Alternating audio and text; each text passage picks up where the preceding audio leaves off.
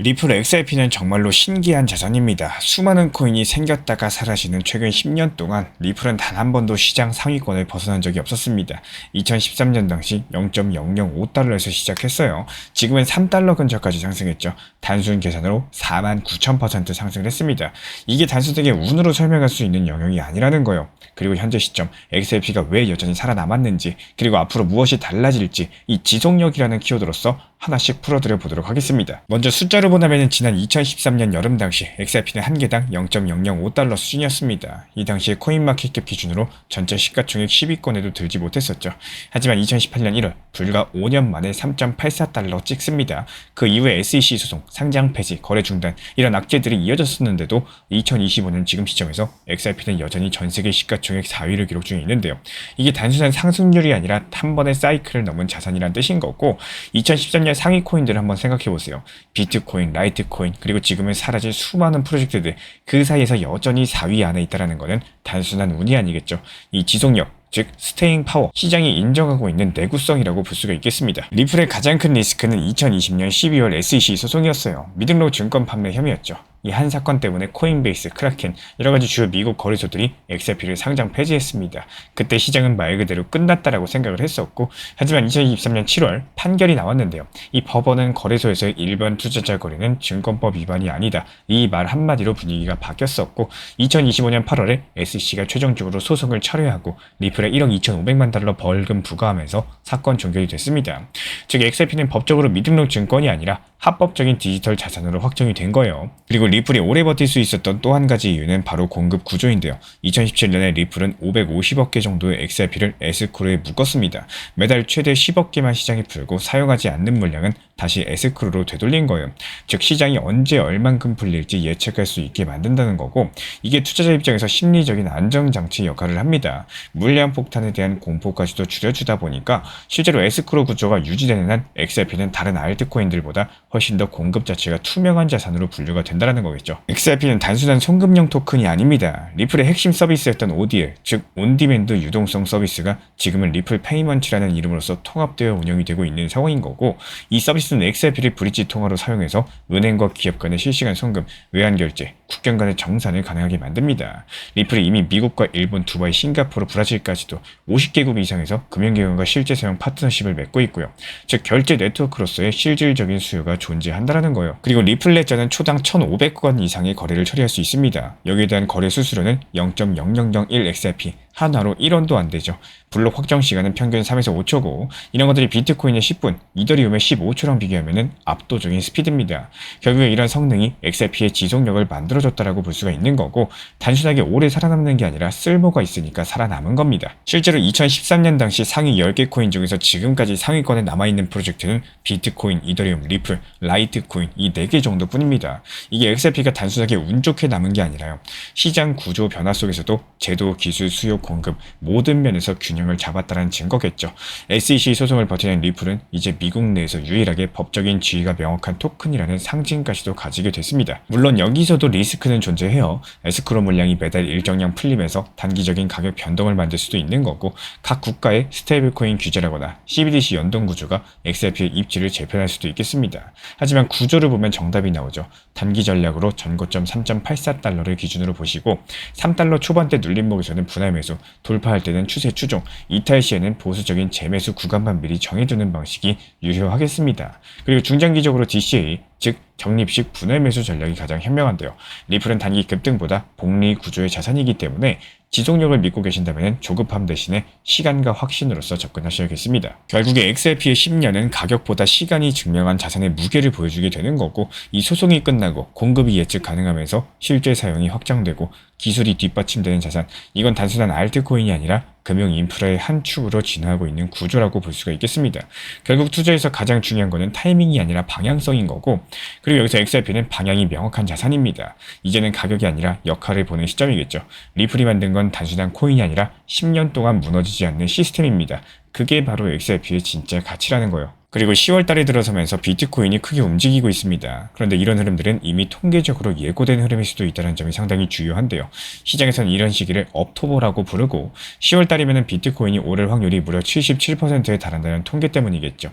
지난 13년 중에 10번 비트코인은 10월에 상승을 했습니다. 평균 상승률은 약 14%, 특히 2020년에는 29%, 21년엔 40%까지도 상승을 했습니다. 이쯤 되면 단순한 우연이 아니라 시장 심리에 새겨진 계절적인 패턴이라고 할 수가 있는 거고, 그래서 트레이더들 사이에서는 9월달은 쉬고 10월달에는 매수한다, 이런 말까지도 생겨난 거겠죠.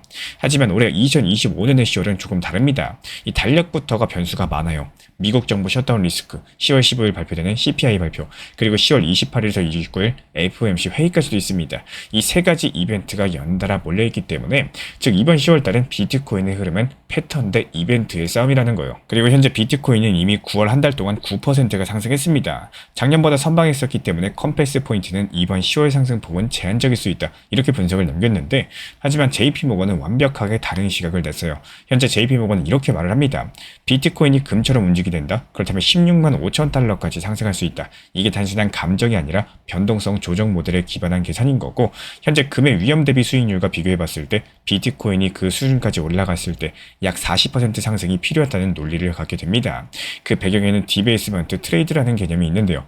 즉 화폐 가치가 계속 떨어지는 시대일수록 법정화폐를 버리고 희소 자산인 금이라거나 비트코인으로 자금들이 이동하는 흐름이 강해진다는 겁니다. 이 ETF를 통한 자금 유입이 늘어나는 것도 이런 이유들 때문인데요. 그리고 유동성 지표를 보면 단기 과열은 아직 아닙니다. 펀딩비는 0 근처에서 안정적이고 선물 베이시스도 정상 범위입니다. 즉 과열되진 않았지만 에너지가 모이고 있는 단계로 볼 수가 있다는 거고, 옵션 시장을 보면 콜옵션 프리미엄이 살짝 위에요. 투자자들이 조정은 있더라도 결국에 상승한다라는 심리를 갖고 있다는 뜻이겠죠. 또 거래소 보유량이 계속 줄고 있다는 것은 중장기 보유자들이 매도보다 보관을 선택하고 있다는 신호겠습니다. 그리고 이런 패턴 자체가 영원히 통하진 않습니다. 셧다운이 길어지면 연준이 통계도 없이 정책을 결정해야 되는 거고, 그럴 경우에 시장은 불확실성 공포로서 변동성이 커질 수가 있겠죠. CPI가 예상보다 높게 나오면 단기 급락도 나올 수가 있는 거고, 즉 이번 10월달은 기회랑 리스크가 동시에 존재하는 달이라는 거예요. 이에 따른 10월 투자 전략을 봤을 때 10월 상반기 CPI 전까지는 눌림 구간을 노리고 분할 매수가 고려하는 게 좋습니다. CPI 발표 이후에 상승 추세 확인하고 나서 거래량 터질 때 일부 익절을 진행하시고요. FOMC 전후로 급등이 나온다면은 분할 매도로서 리스크를 관리하시는 게 맞아요.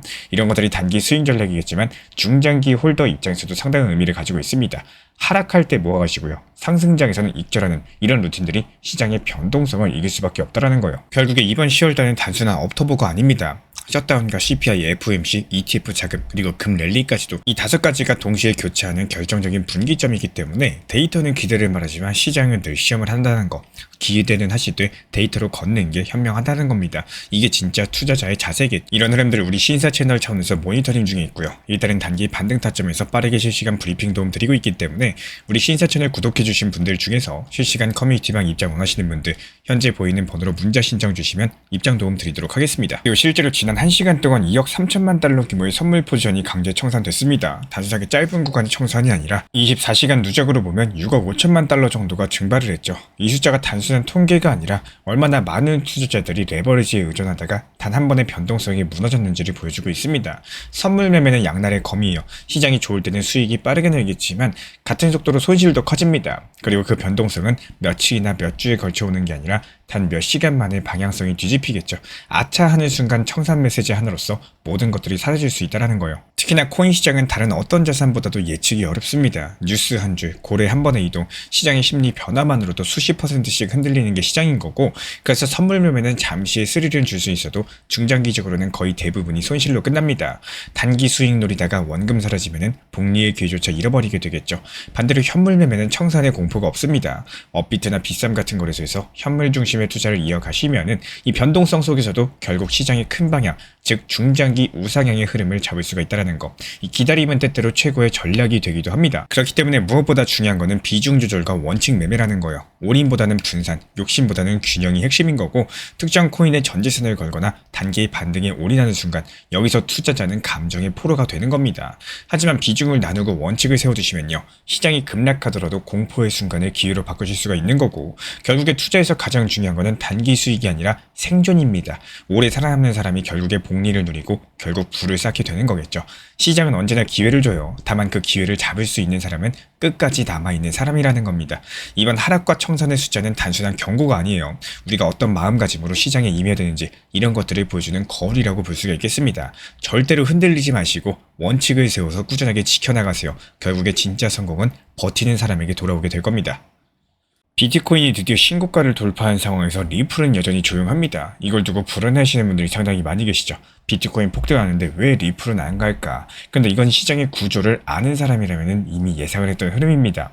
코인 시장 자체가 늘 순환을 하는데요. 비트코인이 시장에 문을 열면서 급등을 해주면은 그 다음에는 대형 알트 그리고 중소 알트로서 돈이 흘러가게 됩니다. 즉 리플이 잠잠한 지금 이 시점이야말로 자금들이 순환하기 직전의 단계라는 뜻인데요.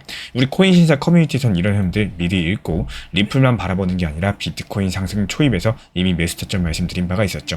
그래서 많은 분들께서 리플이 조용해도 비트코인으로 충분한 수익을 내고 계십니다. 비트코인은 앞으로의 폭등장에 있어서 신호탄과도 같은 역할을 합니다. 반면에 리플 같은 알트코인들 같은 경우는 비트코인 도미넌스가 꺾이고 나서 그때부터 본격적으로 움직이기 시작을 하기 때문에 지금 리플이 조용한 것은 절대로 이상한 게 아니에요. 오히려 자금 순환의 전조 현상에 가깝다라고 말씀드리는 거고, 이거는 매번 반복이 되어 왔습니다. 2017년에도 2021년에도 비트코인 신고가 찍고 나서 한 달 뒤에 리플은 단기간에 수십 배씩 상승을 했었고요.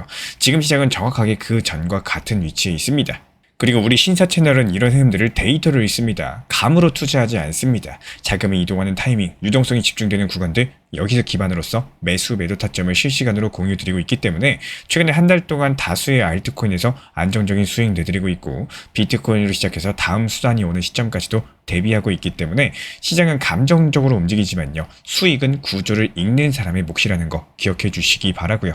리플은 아직까지 본격 상승이 시작되지도 않았어요. 하지만 과거 사이클처럼 비트코인 신고가 이후에 약 한 달에서 한 달 반 뒤에 리플의 상승 파동이 본격화됐습니다. 지금은 그 초입 구간에 있는 거고, 우리 커뮤니티는 이런 구간들 집중 분석하면서 매수랑 매도 타점을 꾸준하게 공지드리고 있습니다. 시장이 잠잠할 때 우리는 이미 다음 파도를 준비하고 있다는 거, 우리 구독자분들이 반드시 기억하셔야 될 건 이겁니다. 지금의 흐름은 비정상이 아니라 역사적으로 늘 반복되어 왔던 정상적인 시장 패턴이라는 거고, 이걸 알고 준비한 사람들만이 다음 상승장을 온전히 잡게 되는 겁니다. 그리고 이 시장의 방향보다 타이밍이 수익을 만듭니다. 다음 타점이 궁금하신 분들은 지금 보이시는 번호로서 문자 신청 남겨주시면 커뮤니티 입장 도움 드릴 예정이고요. 조용할 때 준비하는 사람들만이 움직일 때 수익을 잡게 되시는 거예요. 마지막으로 시장이 하락할 때 가장 중요한 거는 멘탈이 아니라 전략인 거고, 단순하게 떨어진다고 두려워할 게 아니라 그 안에서 기회를 만드는 게 진짜 투자자의 자세인 겁니다. 이런 핵심들이 바로 물타기 전략인데요. 물타기 같은 경우는 무작정 비중을 늘리는 게 아닙니다. 현금 확보해 두셨다가 하락 구간에서 계획적으로 투입해서 평균 단가를 낮춰나가는 전략인데요. 이렇게 되면 반등했을 때 손실을 빠르게 회복이 가능하고 오히려 더 큰 수익으로 전환이 가능하기 때문에 시장은 늘 하락과 반등을 반복을 합니다. 하락 구간에서 멘탈이 무너지는 투자자는 기회를 놓치지만요, 전략적으로 대응하는 투자자는 더욱더 좋은 결과를 가져가게 된다는 거, 즉 하락은 공포가 아니라 기회로 바꾸는 과정이 될 수 있다는 거 반드시 기억해 주시기 바라고요. 오늘도 무작정 따라가는 매매가 아니라 전략적으로 대응하는 습관으로서 멘탈을 지켜가시기를 응원 도움 드리겠습니다. 현재 제가 안내드리고 있는 정보방 입장에 대해서 관심이 있으신 분들이 최근에 많아지셨습니다. 간단하게 한번 설명드려보도록 하겠습니다. 먼저 항상 무슨 일이 있어도 업비트, 빗썸, 현물 매매로서만 안내드리고 있기 때문에 원칙 매매를 잘 활용하시는 것들을 추천을 드려요. 이 세 가지 방으로서 안내를 드리고 있는데요. 첫 번째로 가장 구독자분들께서 관심 있어 하시는 리플 전용방입니다. 리플 전용방에서는 말 그대로 리플에 대해서 집중적으로 단기 고점과 저점, 그리고 장기적인 관점에 대한 타점과 리플에 대한 시장 브리핑을 안내드리는 방이고요. 이 리플 전용방에서 안내드리고 있는 정보방 타점으로 단기 고점과 단기 저점에 대한 타점을 활용을 하시되, 신경 쓰는 매매가 아니라 목표가에 미리 걸어놓고 미국 시장이 활발한 새벽 시간대 혹은 업무 시간대도 신경 안 쓰면서 수익 실현과 저점 추가 매수 타점을 활용하는 방향으로서 안내 도움 드리고 있어요. 리플에 무조건 장기적으로만 보는 게 아니라 메인 비중은 장기적으로 보유하시되 일부 비중은 단기 고점과 저점을 살려가면서 비중과 수량을 늘려나가고 평균 단가를 낮추는 전략으로서 운영하시는 것들을 항상 추천을 드립니다. 그리고 두 번째로 리플 단기 타점의 종합방입니다. 리플을 몰빵으로 장기적으로만 보유하다 보면 결국에 시장의 흐름을 놓치게 되기 때문에 적당한 알트코인들을 비중을 활용하시면서 적극적으로 투자 전략으로 살려나가는 게 정말 중요합니다. 예를 들어가지고 좋은 엔진의 리플 코인을 보유했으면은 그 엔진이 잘 활용될 수 있도록 좋은 기름과 엔진 오일의 역할이라고 생각을 하시면 되는 거예요. 안내드리고 있는 단기 타점의 목표 타점, 성향은 말 그대로 단기적으로만 접근하시는 걸 항상 추천을 드리고 있습니다. 간혹 지금 시장이 안 좋은 단기적인 알트코인이 가능하냐 이렇게 생각하시는 분들도 계신데요. 지금 시장에서 단기 타점이 불안하다라고 느끼시거나 알트코인을 공략하는 게 맞나 이렇게 생각하시는 가장 큰 이유 중에 하나는 시장의 테마에 맞는 코인이 아니라 이미 급등이 나왔거나 주목을 받고 있지 못한 코인들을 공략을 하거나 혹은 목표 타점이 비정상적으로 높거나 혹은 순간적으로 움직임이 나올 수 있는 단기 고점의 타점을 찾지 못해서라고 생각을 해요. 결국에 투자 시장은 순환적으로만 흘러가기에 적당한 알트코인들을 비중에 맞춰가지고 병행하면서 여기서 나온 수익들로 리플의 단기 저점 매수의 계획을 통해 가지고 하나의 톱니바퀴처럼 움직이도록 내 포트폴리오를 구성을 할 줄 아셔야 됩니다. 타점은 말 그대로 단기 타점답게 수익 실현하고 나면 사실 그 이후에 더 상승하던 떨어지던 크게 신경 쓸 필요가 없겠죠. 시간 또한 바빠가지고 걱정할 필요가 없는 게 항상 말씀드린 이 목표 타점에 미리 걸어두면은 신경을 쓸 필요가 없다는 점을 반드시 생각을 하셔야 됩니다. 그리고 세 번째로는 종합 브리핑방인데요. 중요할 수 있는 속보, 시장 브리핑에 대한 핵심 내용들을 전달드리면서 시장이 어떻게 흘러가고 앞으로의 시장이 어떻게 움직일까 이런 중요 핵심 내용 같은 것들을 전달드릴 뿐만 아니라 메이저 코인과 그리고 스윙과 중장기적인 타점에 대해서 안내드리면서 단기적 관점보다는 조금 보유 기간이 있다라고 하더라도 목표 타점 자체를 높게 보는 방향으로서 안내드리고 있는 방입니다. 대표적으로 최근에 도지코인에 대해서도 목표 타점을 높게 276원의 종합 브리핑방에서 타점 안내드리면서 여유롭게 약 5일 정도 보유하면서요. 도지코인이 상승이 연달아 나오고 있을 때 오히려 과감하게 370원의 목표 타점을 안내드렸습니다. 이렇게 상승이 잘 나오고 있을 때는 대부분 여기서 더 오르는 게 아닌가 이렇게 생각을 하시는 분들이 많이 계시겠지만 항상 적당한 고점에서 수익 실현하는 것들을 목표로 잡는 게 정말 중요하다고 말씀을 드려요. 이렇게 세 가지 방 입장 안내드리고 있기 때문에 항상 업비트, 빗썸으로서 현물에 대해서 안내드리고 있습니다. 비중 조절과 원칙 매매를 통해서 일하거나 바쁜 와중에 신경 쓰시는 매매보다는요. 여유롭게 매도 걸어놓고 편하게 신경 안 쓰시면서 제대로 운영하시기를 추천을 드리겠습니다. 리플 XRP 투자에 있어서 이제는 투트랙 전략이 반드시 필요해지고 있습니다. 무턱대고 몰빵하거나 반대로 또 손 놓고 기다리는 시대는 끝났어요. 첫 번째 트랙은 매달 분할 매수하시면서 시장이 빠지든 말든 일정 비중으로서 리플을 꾸준히 모아 나가시는 겁니다. 이거는 시간과 리스크를 분산할 수 있는 가장 효율적인 전략인 거고, 그리고 두 번째 트랙은 남은 현금 비중으로 알트코인 단타로서 굴려나갑니다. 수익이 나면은 그거를 다시 리플에 재투자하시면 되는 거고, 이게 바로 수익을 만드는 순환 매수 전략이 되실 거예요. 그런데 여기서 중요한 거는 단타 하실 때 조심하셔야 되는 거예요. 단타 매매 중독되면 끝장입니다. 이 매매 중독을 절대 조심하셔야 되는 거고, 예를 들어가지고 시장이 과열인데도 지금 아니면 기회가 없다, 이런 조급한 생각에 RSI 지표가 이미 고점인데도 불안해서 또 들어가고 결국에 수익은커녕 손실만 쌓이게 되실 겁니다. 그래서 저희 채널 차원에서는 한 가지 원칙이 있습니다. 확률이 높은 날만 진입을 하세요. 그리고 시장 전체가 과매도 구간일 때, 비트코인 기준 RSI가 바닥을 찍을 때, 그때 알트코인 중에서 최근 거래량이 급등한 종목이 과매도의 경우 MACD, 볼린저 밴드, 이동평균선과 일목균형표 참고해서 신중하게 매수 진입 타점 들어갑니다. 그리고 그 외에는 아예 매매를 쉬는 날도 반드시 있어야지 진짜 단타인 거고, 그렇다면 이걸 어떻게 구별할 수 있는지 궁금하실 거예요. 여기서 챗 GPT가 등장을 합니다. 저희는 챗 GPT를 단순한 도구로 쓰지 않습니다. GPT한테 오늘 확률 높은 진입 타이밍이냐 이렇게 물어볼 수 있게 맞춤 프롬프트를 사용을 하는데요. 그리고 그 결과에 저의 실전 매매 노하우 30%를 덧붙여가지고 GPT 시그널을 보완합니다. 어떻게 하는지 궁금하신 분들 GPT 검색력과 활용 전략을 이용해가지고 이 두 가지를 한 방에 알려드리고 있습니다.